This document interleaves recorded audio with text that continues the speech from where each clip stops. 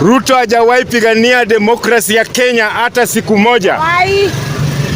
Ruto amesabuliwa kwa zile vitu mbaya. Now is the president of Kenya. Munafanya kosa the people of America. King's Center ambaye ni mali pa Martin Luther King ambaye alifatia democracy, ambaye alifight for human rights.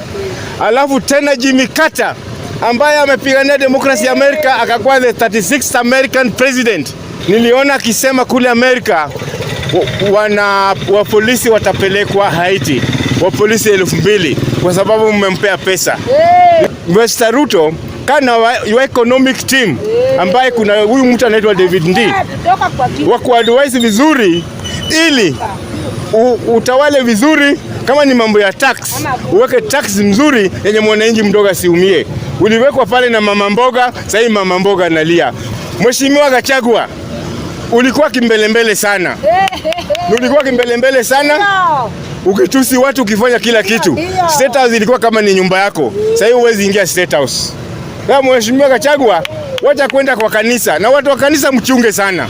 Ruto, tengeneza serikali yako, na kama kazi imeshinda ministers, they should resign.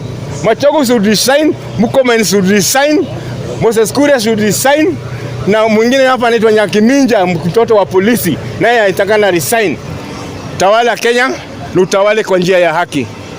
Uongoze Kenya, uongoze kwa njia ya haki. Na mambo ya Amerika na wewe, wachana naye. Amerika inakutumia. You are the puppet of America. And Kenyans wako elect rais kuwa puppet ya Amerika. Kama kitu ni baya bila Museveni, mambo ya shoga ulikubali kwa sababu wewe ni puppet ya Amerika. Mpaka bibi ya Joe Biden akakuja hapa, upepo ikapeleka mgongo yake mpaka suruali ikaonekana.